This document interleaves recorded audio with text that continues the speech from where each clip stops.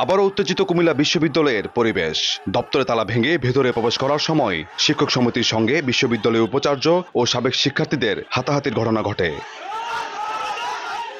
শিক্ষক সমিতি দেওয়া আলটিমেটামে কোনো সাড়া না পেয়ে 25শে এপ্রিল উপাচার্য, ট্রেজারার ও প্রক্টরের দপ্তরে তালা দেয় শিক্ষক সমিতি। রোববার দুপুরে বহিরাগত সাবেক শিক্ষার্থীদের সঙ্গে নিয়ে উপাচার্য ভেতরে প্রবেশ করার সময় শিক্ষক সমিতি বাধা দিলে সাবেক শিক্ষার্থীরা শিক্ষকদের উপর হামলা করে বলে অভিযোগ ওঠে। উপাচার্য নিজেই যখন এই সন্ত্রাসীর ভূমিকা অবতীর্ণ হন এবং শিক্ষকদের উপরে হামলা করেন, তাহলে এই উপাচার্যের আর উপাচার্যের পদে থাকার মতো কোনো যোগ্যতা আর উনি রাখেননি। উপাচার্য তার এই যে প্রক্টরের মদতদানে যে বহিরাগত এবং ফৌজদারি মামলার আসামি যেসব ছাত্রদেরকে দিয়ে আমাদের যে কর্মসূচি, সেই কর্মসূচির যে অবরুদ্ধ দরজাগুলো ছিল সেগুলো ভেঙে ফেলেছে এবং তার ছাত্ররা আমাদের সকল শিক্ষককেই লাঞ্ছিত করেছে। এই ঘটনায় রোববার বিকেলে সংবাদ সম্মেলনে বিষয়টি অস্বীকার করে উপাচার্য দাবি করেন শিক্ষক সমিতি পরিস্থিতি ঘোলাটে করার চেষ্টা করছে।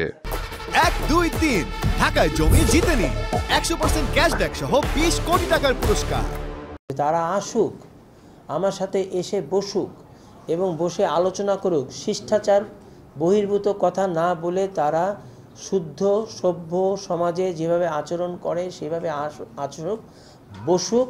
আমি বলেছি 4টা দাবি অলরেডি মেনেছি। গত 19শে ফেব্রুয়ারি উপাচার্যের কার্যালয়ে গিয়ে নিয়োগ বাণিজ্য ও টেন্ডারবাজি সহ নানা অনিয়মের অভিযোগ তুলে ধরলে প্রশাসনিক কর্মকর্তাদের সঙ্গে শিক্ষক সমিতির হাতাহাতি হয়। এই ঘটনার পরে 7 দফা দাবি নিয়ে কর্মসূচি দেয় শিক্ষক সমিতি। ইশতিয়াক আহমেদ, সময় সংবাদ, কুমিল্লা।